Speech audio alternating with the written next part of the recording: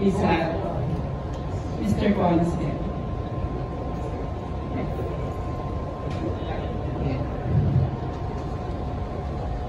Hi. Hello. So my question is about our province itself. So recently we were devastated by the typhoon Enteng, especially our city of Antipolo. So what's your message to our fellow Antipoleños and Rizaleños now that we are recovering and trying to get up from this tragedy? Ang message ko sa mga kapwa ko, mga taga Rizal, Antipolo is thank you. Thank you for being resilient kasi hindi lang naman ito yung recent na bagyo na experience natin eh. We had a lot of bagyos over the years, over the decades, and we're still, ano pa rin tayo? We're still recovering. Every now and then, binabaha tayo, nasasaraan tayo ng bahay, but we still stood up, and thank you for that. Thank you, Rizaleños. Yun lang po. Thank you. Okay, moving on to our next question. Bulacan Province. Hi, I'm Tenten from Tenten Show.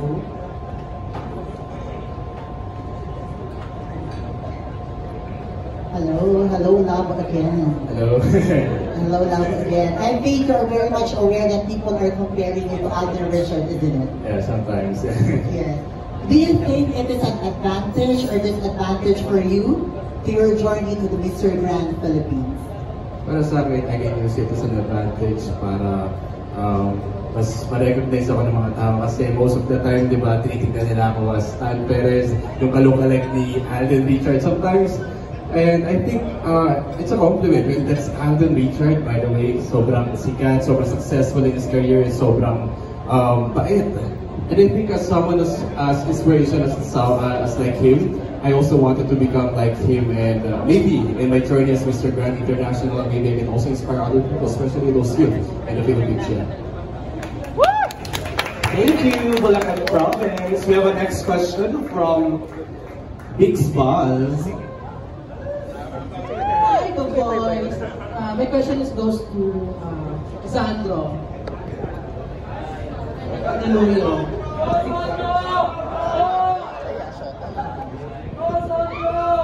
Hello po. Hi, Sandro. Ano sa palagay mo yung strength mo dito sa pageant? Okay, actually, ang palagay ko na strength ko dito is actually my story is unique. So, Ano stories mo? I'll make it simple and short. Ako kasi, bata pa lang muli na ako, and I'm so independent. And then, I want to inspire other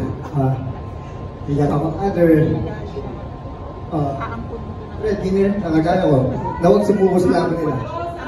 Yan. And ginagawa to kasi, kakamatay lang yung that coach. That's why I decided to join Mr. Grand Philippines. So, yun. Ayun ang feeling ko na difference ko sa mga kalaban ko. Lahat naman kami magaling, lahat kami may pinanghuhugutan na lakas. Pero yun ang, uniqueness. Ang pinag-ayaw ko sa nila. Thank you po. And your daddy is guiding you. Your daddy is guiding you. Thank you. Si Sarah Camars, may pa-guiding yung kapatid. One question lang, one follow-up statement. Charot lang. We have a question here. I'm Celia Tapos at Conan Daily. My question is for Mr. Grand Cordillera.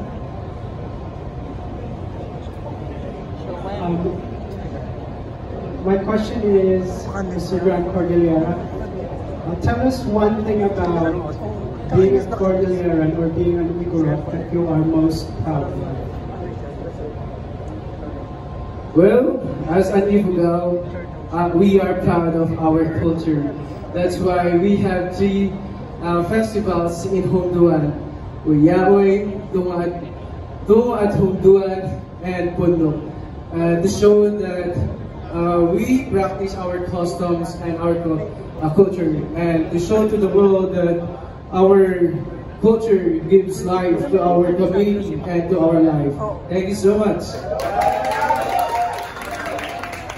Thank you, Cordillera. We have from Pao.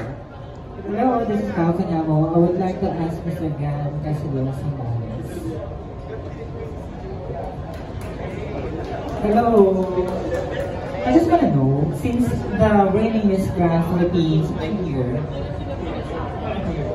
since the reigning Miss Grand Philippines lives in Casariao, Zambales, do you feel any pressure that you are also representing Casariao, Zambales at Mr. Grand Philippines 2024? Actually, I feel pressure right now that CJ is winning Mr. Grand Philippines.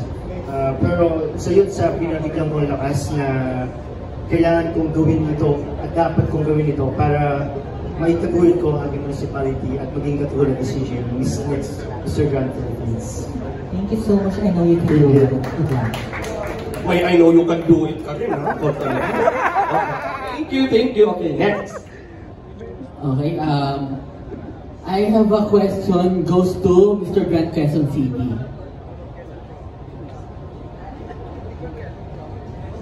Okay, so here's my question. Okay, so you as a candidate, how will you help and inspire the citizens of Quezon City? Good afternoon. As a fitness coach and a good leader in my industry, I will empower my advocacy as a healthy lifestyle, and I know it can lead always to a healthy mind. So that's it. Thank you very much. Thank you, sir. Okay, moving on sa napaka-healthy nating friend, si Edge. Hi, I'm Edge Massage College in 101, Maleology. Of course, Mr. Paniel. Bago ni Mr. Paniel, friend. Hi, Mr. Paniel. Ilan taong ka na muna dito? 23 po. 23. If given a chance ba na may mag-offer sa'yo ng isang napaka-sexy role sa Viva Max, tatanggapin mo ba ito? Well, I always believe po, if there's an opportunity, you can take it po. And because minsan lang po dumating yung sa buhay, and I think there's no problem with that too. Naku, nag-imagine na si Edge. And it's okay. Thank you, Mr. Of course, we have from the Titas of Pageant. Hello, good afternoon. I'd like to call Mr. Grab. I'm so sorry. The wooden cake. KSA. Thank you. Hello, good afternoon. Good afternoon, ma'am. Good afternoon, everyone. So I'm Tita Lavinia, Titas of Pageant. And my question is, the Philippine elections are coming up. If you were to run for public office, what catchy hashtag would you think of to campaign for yourself? Oh, that's really hard. I don't actually have a plan of running into any position in our country. But if I will have an opportunity, I will use hashtag Blessed Philippines. I believe that Philippines is a really rich and blessed country wherein it is rich in talent, our people, our skills. We are rich when it comes to our knowledge and our culture and tradition. I wanted to say hashtag Blessed Philippines because it's not true that Philippines doesn't have any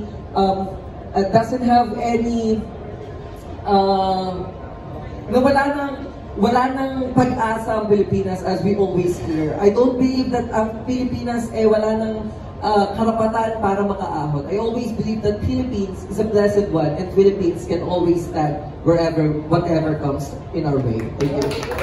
Thank you. Ayan, don't forget the hashtag Mr. Grand Philippines 2024, ha? In your postings, magmo-monitor po ako. Okay, so we have a question from our PMPC President, si Sir Rodel Fernando. Sa tabalin ko, si Porac Pampanga.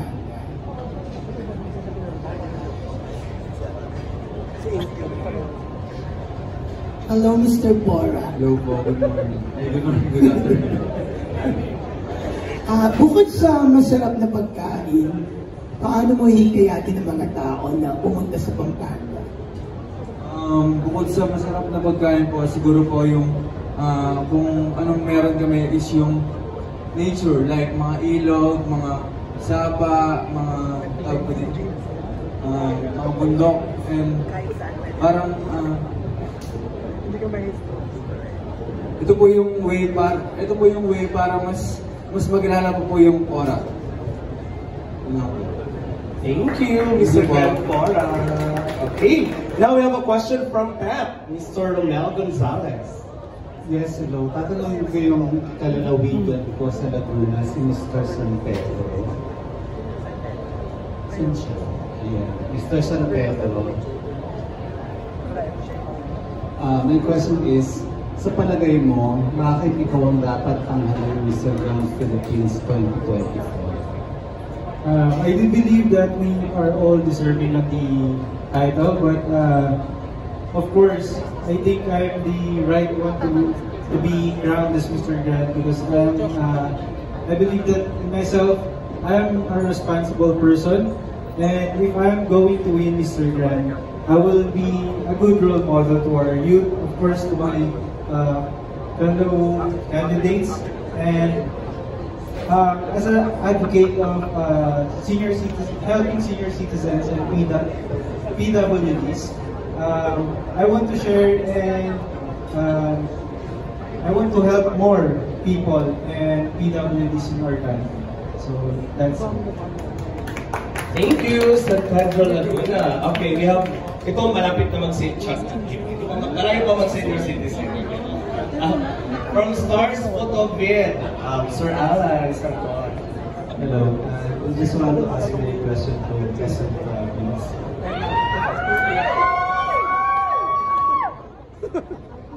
I know you are one of crowd's favorite, di ba? Pero sabi nga, pagka daw meal pageant, minsan rampant yung mga indecent proposals. After the pageant or after you win the crown, how do you handle indecent proposal? To be honest, I just disregard and ignore those indecent proposals because that will not help me to grow. And I'm not really interested for those indecent proposals. And because as I mentioned earlier, I'm not really interested to those stops or things that will not enable myself to improve more. Because every day I'm always striving to improve better and better. Because that's how life is. Kailangan sumabay ka and kailangan hindi magpolo. Yun lang po ang masasabi. Naku, buti na lang yung crowd natin ngayon walang nagbibigay ng indecent proposal. Diba? O yung babait ng crowd natin ngayon. Okay, we have Lionheart TV, Richard Paglikawan. Hello, good evening. Mr. Australia. Ito yung numero.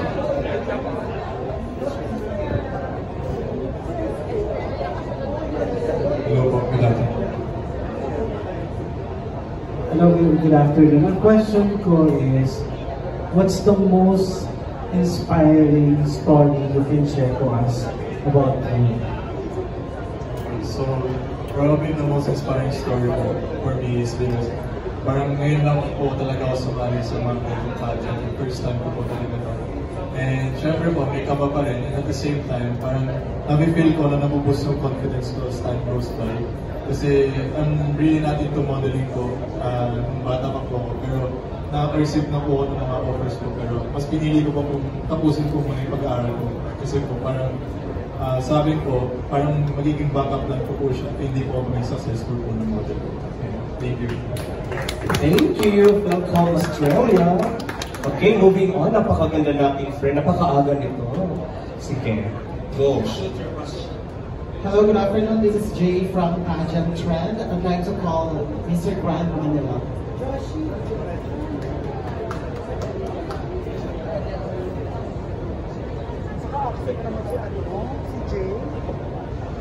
Hello, Mr. Grand. You're one of the cutest. Alright, so my question for you is, what are you looking forward in this competition? I'm looking forward po sa advocacy ko po. Gusto ko po kasi matulungan yung mga kabataan po natin. Kagaya na lang mga indigenous people po. Lalo na yung mga kabataan. Dahil po yung mga kabataan po sa malalayong lugar ay hindi po siya naaabot ng ating mga teknolohiya. or nahuli po sila sa mga bagay-bagay. Kaya gusto ko po silang tulungan dahil hindi po sila masyadong napapansin ng mga gobyerno or nahuli po sila. Kaya po gusto ko po silang tulungan. Thank you. Yeah, good question. Okay, so we have Bernard Santos from My Movie Club. Hello everyone. My question is for Mr. Grand Philippines Taguig.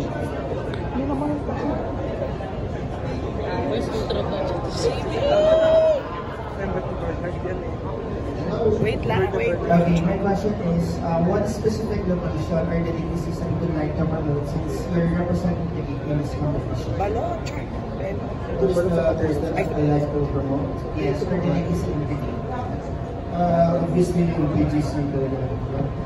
So, yun, napakaganda ng BGC at maraming magagandang spot doon. Yun lang, salamat.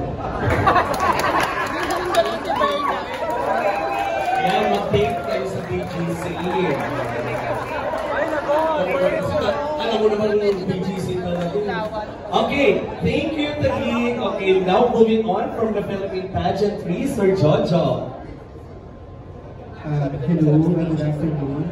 My question is for Mr. Grant Calacan.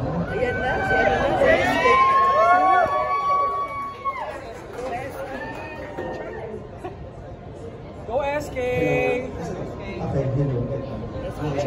My question is, what do you think the quality or the qualities Mr. Grant Philippines should have? Pwede pa ulit po? Quality? Yes. Being Mr. Grant. For me, the qualities that I have is my advocacy, which is the education. Because if I have a chance to win this title or this title, I will use this platform to promote my advocacy, which is the education. We all know that education is very important nowadays, and I don't like people saying that this country is better in education. So I believe that education is a must, and education is madadala natin kahit saan. And for me, this country is para sa case by case. And yun lang. Thank you, Okay, now we have Ezel Chan from Pageantry Fanatics. To ask Philip from Nigeria. Wow! Iba din? May bala?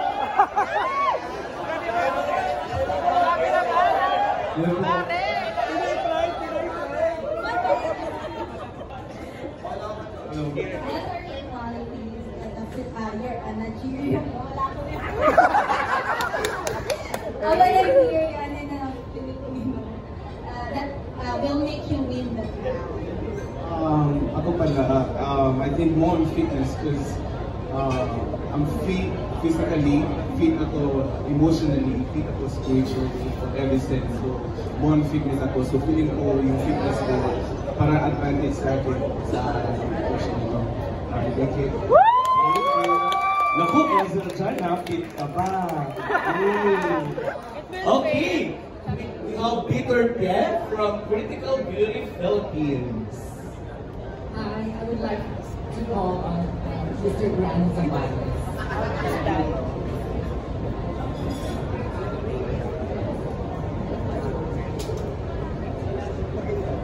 Hi, Jay. I'm here. Filipinos are known to be media savvy, social media savvy. What are the things that you would like to put in your social media that you would like to do on your social media? What are the things that you would like to put on your social media accounts that we would like to know? Well, I feel like almost everybody who follows me knows that I'm into fitness and working out, and something that I would like to post for you guys to know about me more is about my daily routine, because I only post mostly social events and special occasions, but what I want you guys to know is that I'm also like a down-to-earth type of guy. I'm very goofy, like the candidates in the down-to-earth. And You know, I'm just a fun person to be around. I can look forward and whenever you feel pressure or stress. I just love spreading positivity because I feel like once you put positive around, it comes back at you. Sometimes it can separate.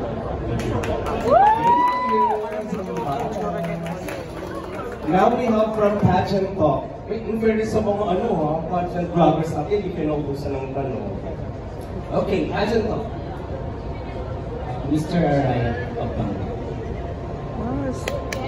Laban Ken!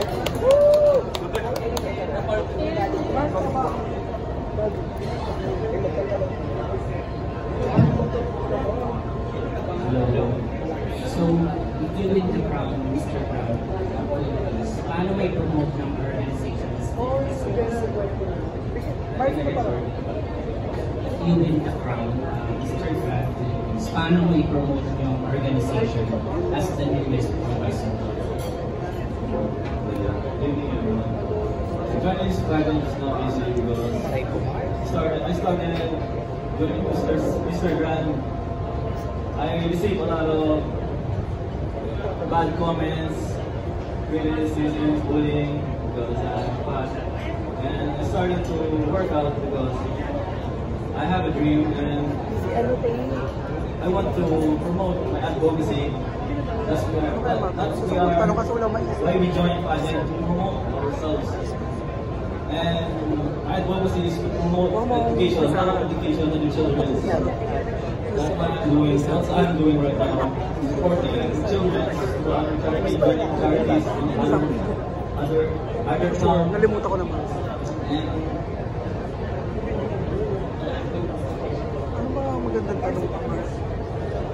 because education right now is key to success and can solve a lot of problems, just like poverty, crime, like that. Education can help us grow as a good citizen. Thank you. Thank you, Araya Pampanga. Now we have from Egyptology. I would like to call on Pangasinan. Marami pa. How are you, Mr. Pangasinan? Parang... Hello, good evening, sir. I'm good. I'm doing great. So, seeing our candidates, I see that you're one of the tallest candidates in this position. So, do you think your height is an advantage to win the crown of Mr. Grand? Tagaytay. Tapos si Dasma. I think height is an advantage, but because most winners are taller, and sometimes it's not just the height that matters because it's completely in the hands of the judges and all the organization of what image and what qualities they seek for the candidates. Thank you. We have from RM Barbilicious. So ulit tanungin na natin lahat hanggang 7 o'clock na lang. Yeah, my question is for Cebu. Hi, Mr. Gans again. And here, we all know naman na yung Cebu is powerhouse din sa pageantry. So we'd like to ask them then, what would be your edge among other candidates?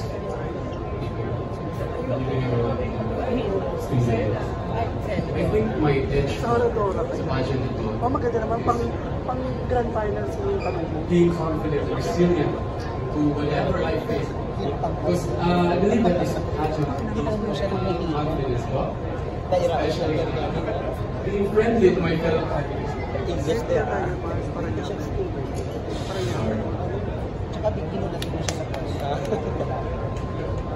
Maybe that's true.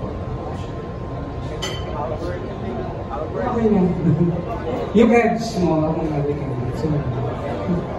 I think na-answer mo naman. Being friendly is already an edge. Thank you so much, Sir Kuha.